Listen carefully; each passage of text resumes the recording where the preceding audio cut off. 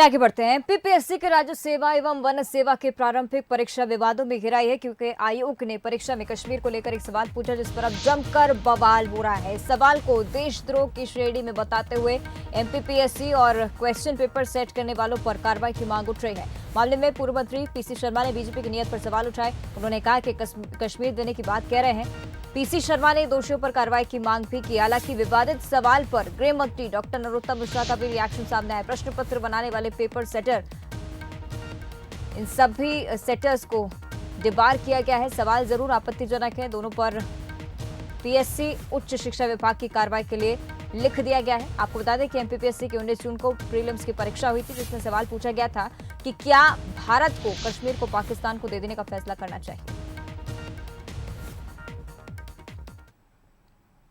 पहली बात तो ये बड़ा दुर्भाग्यपूर्ण है कि मध्य प्रदेश में जो पीएससी सरकार के अधीन आती है, जहाँ अपॉइंट करते हैं पीएससी मेंबर्स और अधिकारी होते हैं, ये इस तरह का सवाल पूछ रहे हैं कि कश्मीर दे देना चाहिए।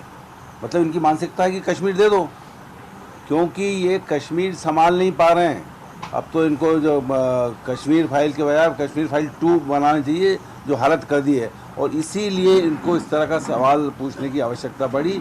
और ये मान के चलिए सरकार दिल्ली वाली रही तो एक न एक दिन ये जो सवाल पूछे गए हैं, यही सवाल एक क्वेश्चन मार्क बन जाएगा।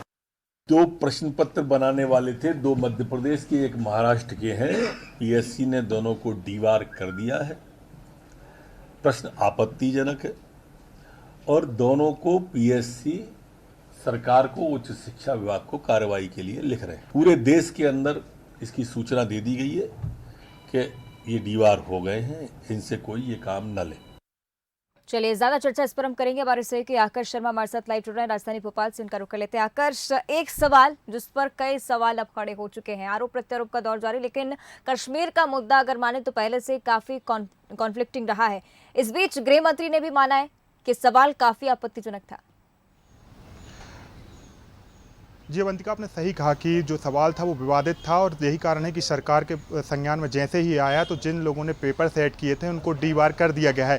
यदि मैं एमपीपीएससी की बात करूं, Madhya Pradesh public service commission, जिसने रविवार के दिन पेपर का आयोजन किया था, 2 चरणों में पेपर होने थे। करीब 30,015 अभ्यर्थी इस पेपर में शामिल होने वाले थे, लेकिन जिस तरीके से उसमें सवाल पूछा गया और सवाल पूछने के बाद ही लगातार उसको लेकर विवाद होने लगे थे। और आज जब सरकार के संज्ञान में ये पूरा मामला आया तो जिन लोगों ने पेपर सेट किए थे उनको डीबार कर दिया गया है। और दूसरी तरफ यदि हम बात करें, पूरा मामला विवादित होने के बाद जो विपक्ष है वो भी हमलावर हो गया है। विपक्ष भी सरकार पर सवाल खड़े कर रहे हैं, उनकी मंशा पर सवाल खड़े कर रहे हैं। लेकिन सबसे महत्वपूर्ण बात यह है अवंतिका कि पेपर जो एमपीपीएससी द्वारा पेपर आयोजित किया गया था, ये कई चरणों में चेक होने के बाद आता है। जरूर हम कह सकते हैं 2 या 3 लोगों ने ये पेपर सेट किया होगा, लेकिन कई चरणों में चेक होने के बाद ही पेपर अभ्यर्थियों के पास पहुंचता है। तो आखिरकार इस तरीके से गलती क्यों की गई? क्योंकि हम जब देखते हैं कश्मीर जब से देश आज़ाद हुआ है, कश्मीर भारत का अभिन्न अंग है। देश के गृह मंत्री ने जब धारा 370 अलग की, तब उन्होंने बोला कि कश्मीर के लिए जान भी दे सकते हैं। लेकिन इस तरीके से पेपर में इस तरीके से गलती करना, विवादित सवाल डालना, ये कहीं ना कहीं कई सवाल खड़े करता है।